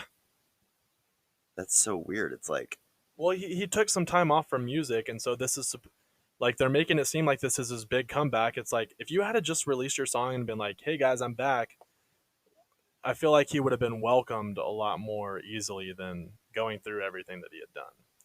well, it's like what we talked about with Lizzo, where it's like she doesn't know our perception of her. I'm positive J Beebs has more of a conclusive idea of what we think about him. But, he could take a 2-year hiatus, 3-year hiatus from music, and he could come back and, we'd bump the hottest star of the time to like have him perform or something. Like, he's already legend status. We're like, who he'll be on the countdown to New Year's Eve the rest of his life. Like, Yeah. he's fine. So I'm with you. Like, I don't understand quite why he's so thirsty. At the same time, he's still pretty young, and like, man, when I think back on my social media history, it's like, how many self-aggrandizing posts have there been, or angry posts, or whatever there may be, you know? Right. And the way that you present stuff that you're working on, it's difficult. It's been difficult for me to sometimes be genuine about it. Not with this podcast, but I've tried with our promotion of it, for instance, to not go overboard. If anything, to be maybe more understated. And if you want to listen, like, I don't want to force it down anybody's throat. That's the Exactly. worst thing I could think of or do. Like, I want to be tickled if you listen to it, and if you don't like it, I've had multiple people say, "Hey, man, I tried listening to your pod," like business friends or just older married men or whatever it is, and I'm like, "Oh, probably not your cup of tea, right?" And they're like, "No," and I'm Not like, really. "That's totally fine. Like, appreciate you giving it a listen, but I'll let you know when I make one for you." Like, Yeah. no big deal. So I don't know. It's just sometimes I don't know. Yeah. It's just interesting. I thought he was better than that. That's all. But maybe if he feels a little cut off or secluded, and he feels like, if he's going and looking at all the new rising stars, and like, he might be dealing with, like, he is aging out of, like, celebrity is really 15 to 25. Yeah. And if he's aging out of He's that getting and edged seeing a out. Roddy Rich come in and, like, with no promotion, with no nothing, scaling to these new Then, heights. okay, if you're that concerned about it, don't come out with a song that just tells me you're yummy, yummy, yummy, yum, yum. Yeah. Like, come on. Like, you make a good song, we'll listen. Who produced it? Like Molly Mall? I don't know. DJ Khaled? I I don't like DJ Khaled as much anymore either. don't either. He kind of got annoying. Yeah. He made a lot of money. Yeah. He is the ultimate hustle story. Yeah, I respect him in that regard, but just as like a celebrity that I want to listen to, he's not the one. But he's one of those big DJ promoters that made the transition and made it big. Like, I think among the biggest is probably Diddy, because he was just a party promoter. Diddy's on another level. He's awesome. Yeah. Do you follow any of his social stuff? Yeah. Sometimes Tom Segura and Christina Pajitsky will totally razz on him. Like, whenever he did the, "Hey y'all, it's Diddy, text me." Yeah. Like, they let him have it on that one. Yeah. No, but yeah, like I said, Diddy is on a different platform, man. He's one of the biggest legends. Like him, Dr. Dre, Jay-Z. Like they're upper echelon. Anything else on that? On rap or music or whatever? Did you just put Diddy and Jay-Z in the same category? Yeah. Like, in what sense? In the sense that they both had like record labels that were highly successful. They still do. The fact that they've gone on to do other ventures besides creating music themselves, like they're just okay. You're comparing the businessmen. Yeah. Okay, I thought you were trying to to compare the recording artists or something. And I No, was no. What? Yeah. The catalog disparity between the two of those is dramatic. Yeah, we would say Jay-Z's better, correct? Yes. Okay, like, how is this just even? making? I don't know. You're just clarifying making sure. Weird stuff. You're like, hey, the sky is up today, right? Yeah, I'm just making sure. Watch the throne or hello. Yeah, sometimes I don't. Good morning. Diddy does some great, like, hype me up, go to the club type music, but like it's not deep, It's right. not. It's not No Church in the Wild or anything. Yeah. Anyway. I'm with you. The last thing that I have written down, which could branch off into a longer discussion, just stick with me here, is that Vanessa Hudgens of Disney fame, High School Musical, and then she also was in the Oscar-nominated Once Upon a Time in Hollywood. Oh, was she? Yeah. Huh. Her and her boyfriend of 8 years broke up today. Good. That makes me feel so old because I'm like, I still remember her with Zac Efron, dude. Yeah. And there's been another guy for 8 years since then. Right. Yeah. So they dated for almost 8 years. She's 31 now. And I just thought that like it just got me thinking. I don't really have much more to say about. I love how that's gonna spurn the long conversation. Yeah, right. Well, I'm just trying to think of more topics that you and I can talk about. What Just is it in about regarding life. Vanessa? Well, And it's not and even really about her. It's thinking that you had been in this relationship for 8 years, and now you're calling it off. Like they didn't get engaged, they didn't get, married, they didn't have kids. Like after 8 years, they're calling it off and have like nothing, I guess, visible to show for it. actually, yeah, we could get into a rabbit hole with this one I because know. I thought about that a lot in certain ways because there have been times in my life where I've thought I've been resigned to like, you know, my friends and family are going to be constant to a certain extent and I'm going to have to cultivate what I need to cultivate, but like at certain points of my life, I'm not saying that this is the case right now per se, but um I've been okay with like people kind of coming and going in your life, and like I've Yeah. seen how it's natural with friends. Like, they don't quit being your friends. They take up a different time burden or responsibilities burden in your life, and I don't know. I I have been totally agree with that.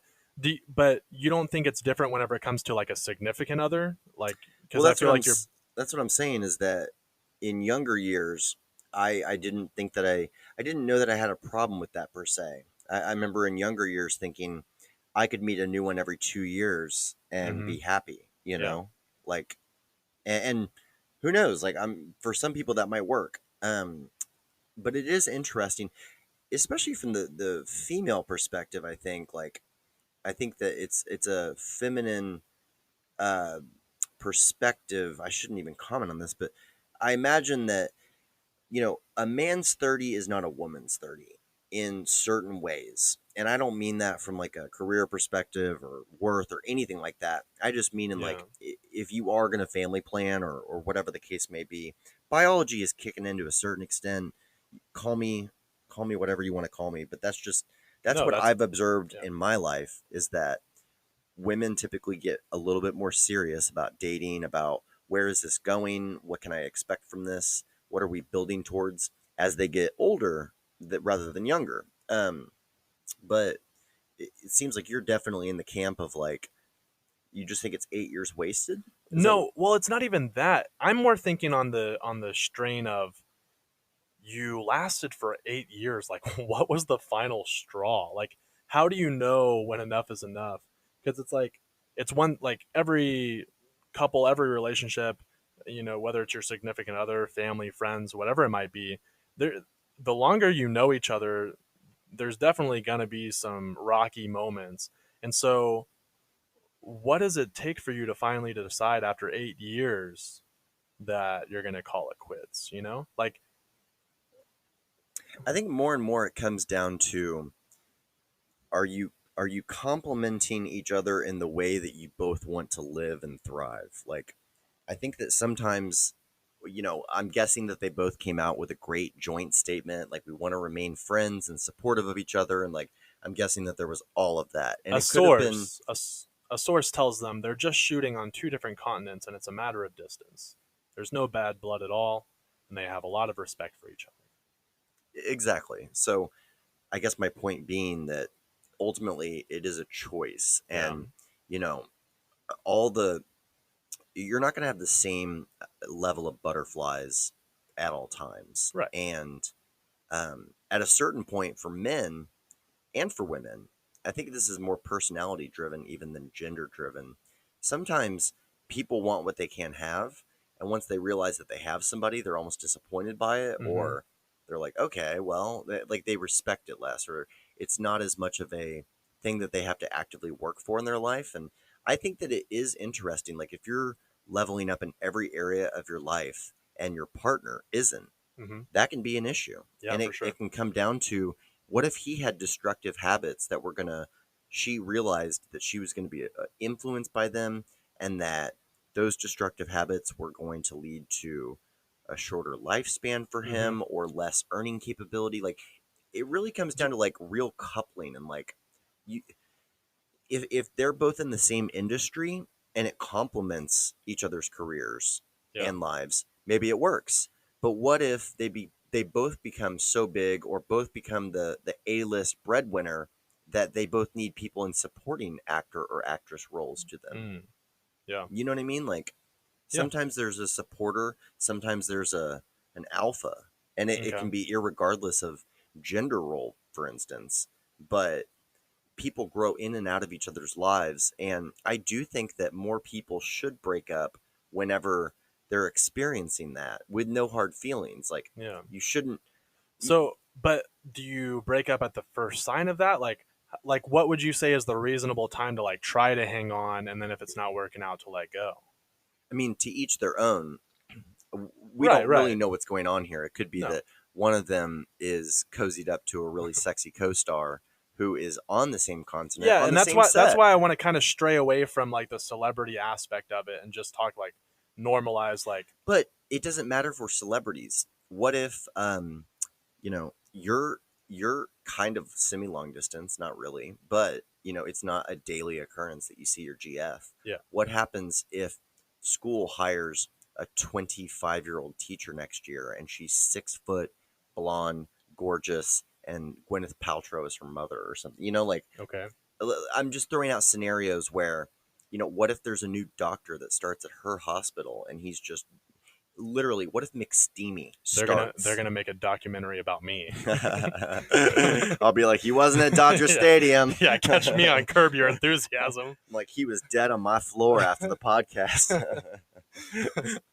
Oh man, no, but I don't think that people take off at the first sign of that when they've been in it for that long. Yeah. I think it's a more, especially in this scenario where it has to hit the media and be really official or whatever. But I think that the more mature you are, the slower to judgment, anger, all of that you'll be. But often successful people are very quick with decision making, and that's what assists them. So at the point that you've decided that you need to move on, you better just do it, I guess. But okay, so but do you feel like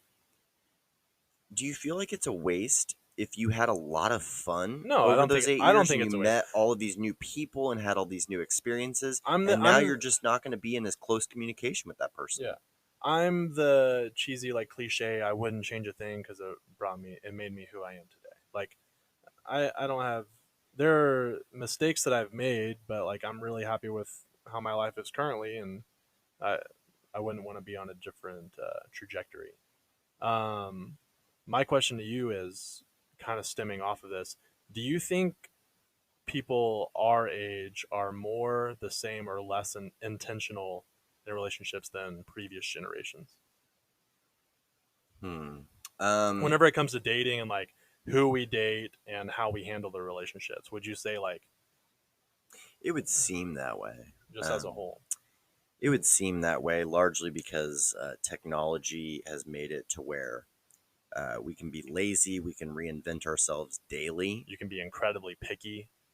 You can be incredibly picky. There's so many different things at your fingertips. We've touched on that a little. It reduces, first of all, any girls listening to this podcast that are on dating apps, like the guy that you just matched with, he's never seen your face. Yeah. Like it was a speed round. Okay. Men have set up little robots to just swipe right on everything because we all know in sales, it takes 100 calls to produce 20 meetings, to produce 10 proposals, to produce one sale.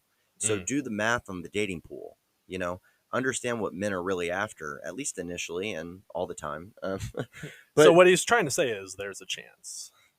Listen, I'm going to a wedding in March where the bio on the not.com, their profile, literally says, she insists that her swipe right was drunken and he insists that it was a speed round. So they were really real and upfront about that, but they ended up, that's how I've seen online dating really work, is when you're like, man, screw this. I'm so over this. I'm about to delete the app. But this guy, he's not the best looking guy in the profile pic, but what the heck? I feel fat today, but I'm going to go to the bar and like have happy hour with him. And that's the guy that you end up moving in with, Like it's when you let your guard down and you're more collaborative with people. Right. But I think that for men, at least for me, I'm a very visual person, and the part that I never got along well with. Like, I've never been a big online dater. Right. I've never, even in my single days and younger days and all of this, like, was never. I was always much more successful in real life because I took it seriously. I Yeah. felt like online dating was creepy to a certain extent, and there was no way that it could encapsulate my personality. Like, I was like, these pictures don't show you how much emotional intelligence I have and what a great Yeah. conversationalist I'm going to be for you. Right. You know, like, but you know, for How me, is this selfie going to prove how loyal I am? yeah, well, I've never, waxed eloquent about my loyalty. I'm just, speaking more on my behalf. yeah. That makes me sound really bad, but don't infer that in any negative Yeah, way, no, you're- audience. But no, I'm just saying, like, I didn't take you as seriously as a dating partner if I met you through online dating Yeah. versus real life, or better yet, if I already knew some of the infrastructure that was surrounding you. Like, Mhm. who's the man that's going to be most likely to treat you well and with respect? It's the man that knows that you could talk to mutual peers or loved ones about his treatment of you. Yeah. You know, you want somebody that's going to treat you right? Go find your oldest family friend, that whose mother knows your mother, like Right. that type of thing. What was your original question? Oh, are we less serious or intentional? Are we more or less intentional than you think? A couple previous? things. Yes, technology has rendered it to where, men, especially men that are successful, um, can be really successful. Right? And plus, we have self promotion tools like Facebook and Twitter and Instagram where, men can, the same way that a girl can throw out the selfie or the duck lip selfie or Yeah. the Just woke booty up like shot this. or whatever it is and expect to get 10 DMs off of that. A man can do that with his yacht, with his Ferrari, with, you know, whichever celebrity it is that he ran into at dinner, where he's checked in a suit, or, Yeah. there's different ways to stunt for either gender. And so there's that aspect. And then I think that there's a socioeconomic aspect as well, where careers have changed. It used to be you grew up in your small town, you got your factory job that, maybe your dad had worked at for 40 years and then you worked there for 40 years. Mm-hmm. And there was no internet. It was the rule of 150. You could only know 150 people generally, and you were only going to go as far as the next town over to find somebody, and you better have a mutual contact with them because there wasn't even cell phones. Right.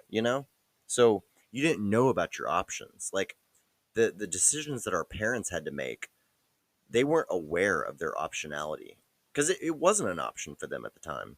Our options have exploded.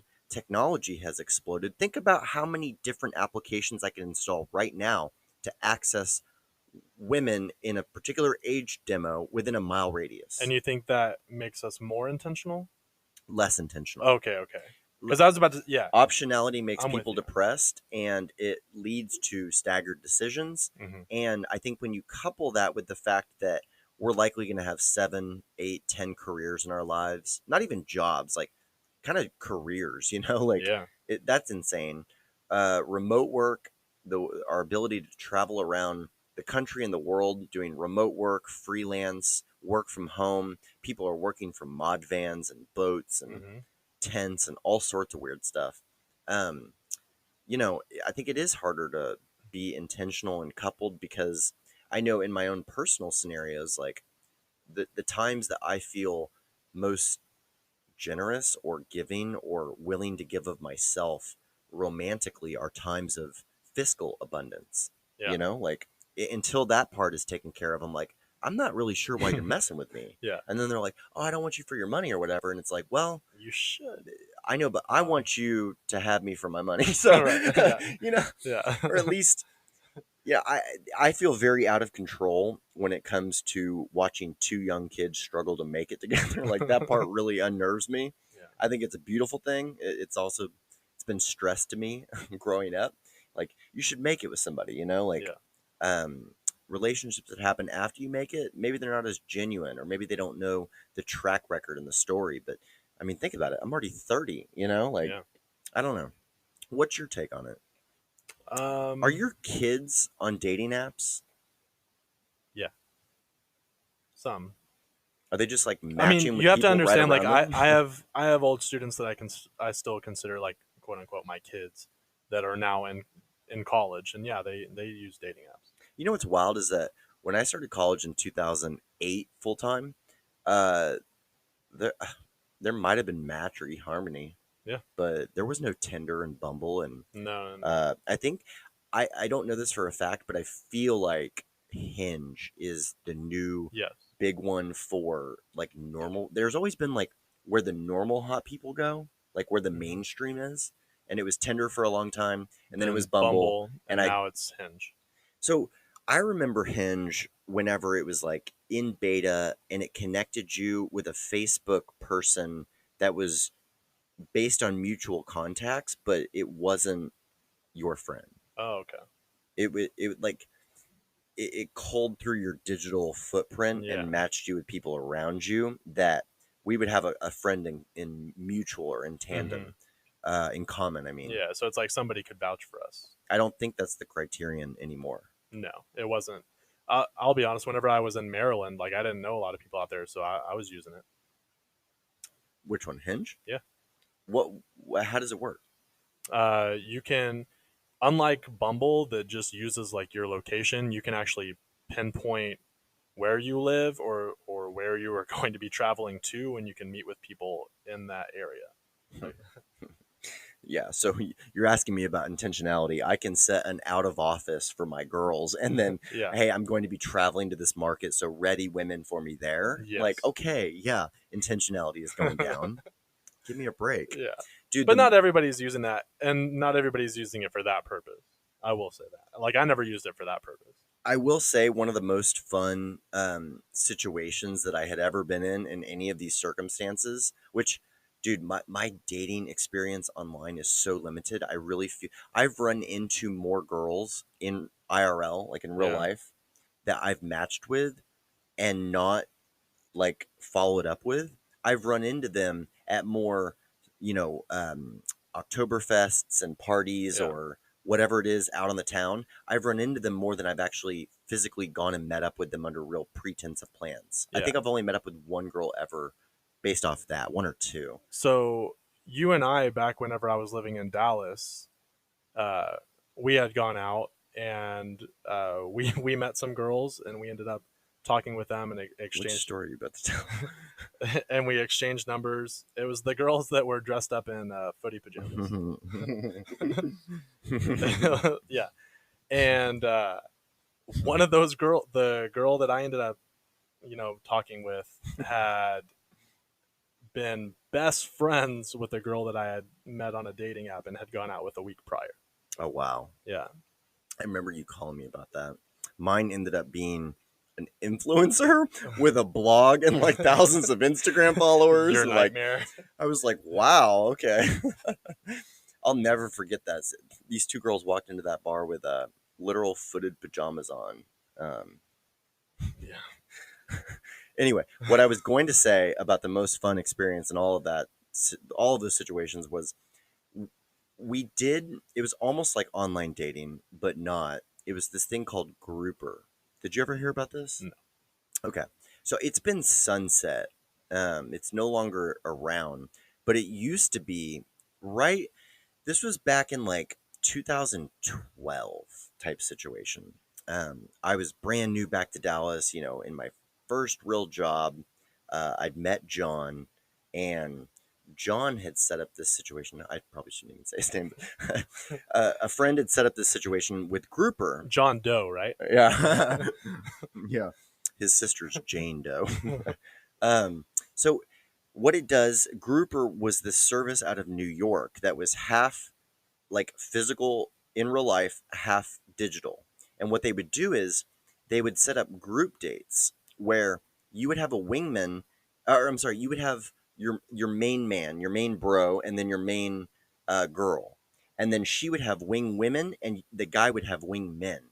And they would basically tailor it for the preferences of the main guy and the main girl. And what they would do is they would cull through your Facebook and they would match you with people that were outside of your network. You were guaranteed to have never met them, but you'd likely been to the same watering holes, the same Mhm. restaurants, the same nightlife spots. Maybe you take the same trolley or take the same exit. Like, they were people that you would happen into at some point in Kroger or something, but not of your own volition. So it would basically send the wingmen and the wingwomen to a common destination, and the restaurant or the bar would be in on it. So at this time, it was one of the bars over in State Thomas that this was like 2 or 3 bars ago in the same location. That's how old I am. Um, so it would say, everybody show up at 7, have a great time. And then your waiter would come over and he would say, okay, welcome to your first grouper. I'm XYZ. Your first drink is on us. You all need to stay and complete the drink and have civil, amazing conversations with each other. What you do after that is up to you. And it was just really interesting because not only did you have to perform, but your group had to perform, because I went on 2 groupers ever. And the first one was amazing. The second one was sabotaged by one of the wingmen. I want to hear the sabotage. Oh, man. He just was like, I don't know what he did. Do I know this guy? Yes, you do. Are we not going to say his name? Actually, he wouldn't care at all. It was Jay Rodriguez. Oh, okay, yeah. Jay Rodriguez. Shout out Jay. You know, Jay Rodriguez has one of my favorite mouths of all time. Like, he just, he is a firecracker and a half, and he's just talking smack, and he was, yeah, he really did a number, and they left quite offended. Okay, we had some choice words for our boy Jay that night, but oh, man. he was also a member of the successful Super Bowl winning team the first time, so there you go. it was hard to. Well, I'm like, all right, everybody, we're batting 500 here, so. Well, I know, as we've seen this week, Brady can't win them all. Yeah. It's all about giving yourself opportunities, That's folks. right. But that was that combination of, like, it was totally out of your hands. Like, I had no part in it, like they would, the main man would, like, designate the wingmen, and they would cull through all of your social and do all of that, but it wasn't set up by you through social or through an app. It was, I don't know, just the human touch to it was really exciting and fun, and kind of more like safeguards on it. Like, because you could all kind of, as a group, be like, well, this is kind of creepy, right? Like, how are we going to do this? And then the other big thing is they're sending 3 girls and 3 guys. You don't know who gets who. Right. That was also one of the hardest parts. Is like if both of you lock on the same person. Yeah. And what I've found is that in any group of 3 guys and 3 girls, you got your preferences. Okay. So sometimes it's like, okay, well, this is a height situation. So yes, the tallest one is the homeliest one, but you're the only one that's taller than her. So sometimes it was just process of elimination. Like, I don't know. Sometimes you're just grateful for what you get, Yeah. I don't think footed pajamas were our first choice that night. I think we Nah. were like, hey, if we met some girls in normal, respectable going out clothes, that'd be good, but Yeah. But girls in footy pajamas that want to chat out on pizza, yeah. I suppose that'll work too. They were fun. Whatever. Yeah. They were fun.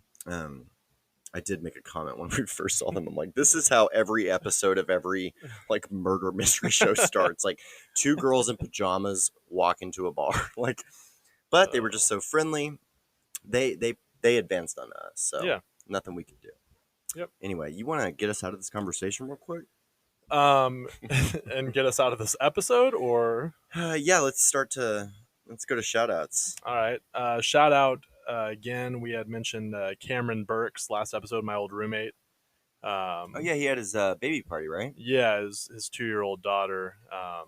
And so that was a blast. They got to meet my girlfriend, which was important to me. So shout out to Cameron and Natalie. And Cameron, I know you're going to end up listening to this one, so we just appreciate your listens. And then also Heston gave us some shout outs this week. Some funny tweets. Yeah. And Thinking about Heston doubling over in a gym. Anybody on AirPods, like, listening in a public place and guffawing is kind of what I live for at this point. Absolutely. Yeah, shout out Heston.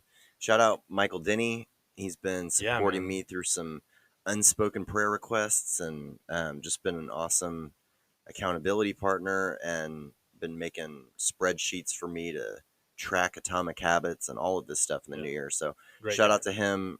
Greatly appreciate that. We went shooting at the range with some of the boys on Sunday, grabbed some brunch, and actually had my shout out to all my work people. I hope that they don't listen to this, but we had our Bah Humbug party Sunday actually, and that was fun because we got to go out to Bishop's Cidercade is a fun location. So you can go in and it's you pay admission, and they have just every game in the world, every arcade game ever, like 58 different variations of pinball. And then they have all these like ciders that they actually make on site, so you can actually go see the brewery or whatever it would be called for ciders. And I don't know, we had a great time. I won skee ball with a score of 410 on a machine that wouldn't log the hundreds. Oh, So that was all 50s, buddy, and a Wow. 40. You get like 5 tickets off of that? There's no tickets. Oh. What I did get was the big boss man had come back from Bonaire, and they'd brought back some custom cactus squeezed liqueur that is famous on this island, and I won that as part of the skee ball championship. Okay, well, there goes my little joke about your 5 tickets. Yeah, Good job. this ain't Chuck E. Cheese, brah. Shout out to my mom actually said that she had been listening, so Yeah, shout out to her if she ends up listening to this one too. shout out to your dad from my perspective, because I was Yeah. telling you, I think it was before the podcast I had that shared some texts with you from him. yeah, like, and just it feels like he knows me, like has this like innate understanding of, I don't know, it's so weird how people can listen to the podcast and you Yeah. know work through their own children's relationships or their loved ones' relationships and form their own as a result. And it's just, yeah, I loved all his feedback. What did he call us? The modern day Andy Griffith show? Yeah. He called me Barney Fife. I was like, I don't know about that. Like, on the one hand, Don Knotts, certified pimp. Yeah. On the other Well, hand, he- Barney Fife? He just meant that like I'm the guy that plays it straight and then you're the one that gives me the hard time. Are you though? Are you the straight guy in this relationship? Aren't I? I don't know. Last week you were just like, hey, what do you think about fundraising through But X? it's like like I set it up though and then you would knock them down. You know what I mean? Maybe. I Yeah. don't know. I'm not convinced of our roles. Sometimes I feel like we switch hats week to week. Yeah, sometimes. Sometimes after a really serious episode where like my shoulders are just up to my ears because I'm so tense, then I listen afterwards and I'm like, you know what, that actually wasn't bad and I could have relaxed a little bit more. And that's how I'm feeling this week. Like I know I could have relaxed last week. We just went So through I'm feeling 2 all right. years of conquests on the town, and we're like, we're comfortable with it. Well, they're just dates, man. Just dates. I can share Dates that start in PJs. I can share some of those some other time. Any other shout outs? You got any commands for how people should stream this episode, like J-Beebs? Everybody, just set it up you on could stream repeat. this while you sleep and don't put it on mute. That would be great. Share it, like it, retweet it, rate it. You can subscribe. actually put this on repeat, so once it's over, it'll just start over again. Yeah, if you listen to us on one platform, if you could just start listening to us on all of them. Yeah, like play us on your computer through YouTube, your phone on Apple Podcasts. If you make them all go in unison, we're just really loud and everywhere. That's like free surround sound. One day we'll just be walking through the streets and we'll just be like, "Hey, it's the weekly catch up." Yeah, so if we could like double our listens this episode by you doing that. Yeah, let's double listens with the same number of unique listeners. We're trying to hit the Hot 100. That being said, this is episode 15, a little bit of a milestone. We're talking about how many incorporating hours have we logged? 20. This will be 25 now because We have over a day's worth of content now. that's crazy that if you started at episode 1 and listened to this one, it would be tomorrow at this time. And then some. That is, I mean, we're ready for like a trucker to start digesting us on a cross-country baby. route, just all methed out, trying I to make tell us- you what, them Yeah. boys are Yeah. funny. when I get to Dallas, I'm going to pull over and see if I can't find this here podcast studio. Them boys are funny. I like their stories. The way they tiptoe around, pretend like they don't swear, they don't do nothing. It's just my favorite. Reminds me of my childhood. Oh, they really do know a lot about them politics. Those boys are making airwaves for their mamas. Really, all we're doing is incriminating ourselves. Yeah. Come on through, Trucker Steve. Yeah. We got a big bag of meth. We're not going to make a dime off of this. Your last journey. Last portion of your journey. And all we're doing is creating a case. Now get those VCRs to Buffalo. You literally said you were going to murder me today. Yeah, but they're gonna use this in your court case. Free speech, man. Until I actually murder you, we're all good. Oh, so, man. Yeah, shout out to us for that 25 hours of content and 15 episodes. Dude, we're in and all the shade to all the haters. Yeah, all the shade. I almost said something terrible. All the shade, but yeah. Man, you just put things in there and I almost slipped. So all the shade. Whoa, pause. We've been listening to, you know how I made that, somebody commented on me making that joke about our pasty white friends going to Spain on a cruise and no Spanish people in Spain are actually listening. So we've actually been listened to in the Netherlands now and some European countries. So not sure who all is out there or hit us up traversing about, but thanks for catching up with us on a weekly basis, no matter what portion of the world you're in. We greatly appreciate it, as always. Really means a lot to us. Thanks, guys. So shout out everyone. You got anything else, dude? That's about it, man. All right, well, shout out to David Mwansa as he plays us out. That's it. All right, we'll catch you up next week.